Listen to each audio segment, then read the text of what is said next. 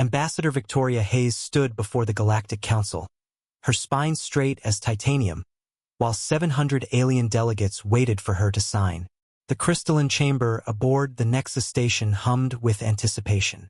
The treaty floated before her, a holographic document that would end humanity's 3-year war with the Corthan Empire.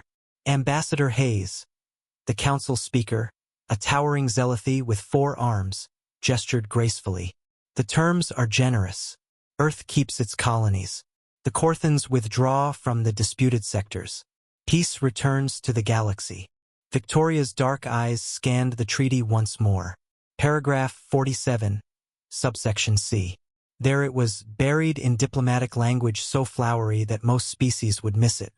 But humans were paranoid creatures who read the fine print. No, she said simply. The chamber erupted. Delegates from 100 worlds chirped, growled, and whistled their shock. The Corthan representative, General Thax, rose from his seat, his scales shifting from blue to angry crimson. This is madness, Thax roared. Your species has lost 30 ships. Your Mars colony burns. Sign the treaty, or we will finish what we started. Victoria touched the communicator in her ear. Admiral Morrison, are you seeing this?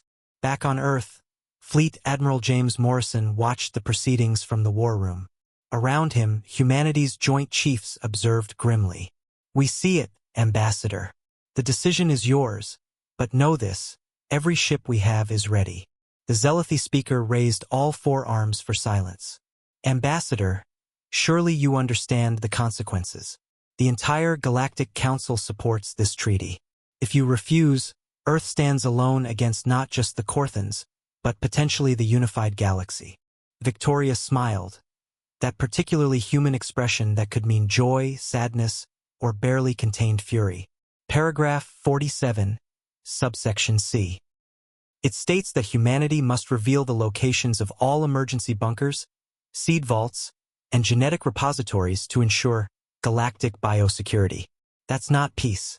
That's preparing for extinction. The chamber fell silent. The Corthans had been clever, but not clever enough. Furthermore, Victoria continued, her voice carrying across the vast hall.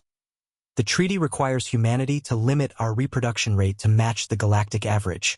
You want to cut our population growth by 70%. She paused, letting that sink in. Tell me, Speaker, which of your young would you choose not to exist?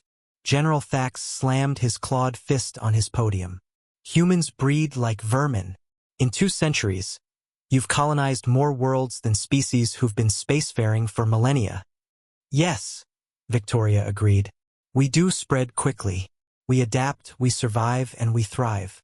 That's not a flaw, it's our nature. And this treaty isn't about peace. It's about fear. You're afraid of what we'll become. The speaker's voice turned cold. Then you condemn your species to war against impossible odds. Victoria pressed a button on her datapad. Behind her, a hologram materialized, Earth, blue and green and beautiful. Then another image, the rebuilt Mars colonies.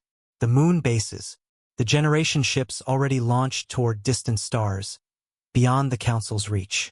3 years ago, you thought us weak because we'd only just discovered FTL travel, she said. But you forgot something about humans. We've been fighting each other for thousands of years. We've gotten very, very good at war. She pressed another button. New images appeared, ships, hundreds of them, emerging from hidden shipyards in asteroid fields. The Council had counted Earth's fleet at 300 vessels. The real number was over 1,000, built in secret while humanity pretended to struggle. More importantly, Victoria added, we're really good at playing dead until we're ready to strike.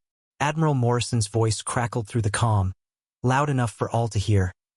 Ambassador Hayes, Earth stands with you. Operation Prometheus is authorized. Across human space, dormant stations came alive.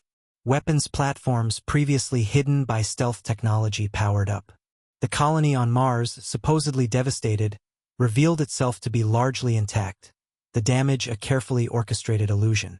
Victoria looked directly at General Thax. You want peace? Real peace? Then we negotiate as equals. No population controls. No revealing our survival caches. No hidden clauses that prepare us for extinction. The Corthan general scales had turned pale white, the color of fear. "Choose," Victoria said to the council. "Accept humanity as we are, or face us as we truly are. But know this, we didn't survive our own nuclear age, climate collapse, and 3 pandemic extinctions just to be neutered by bureaucracy disguised as peace."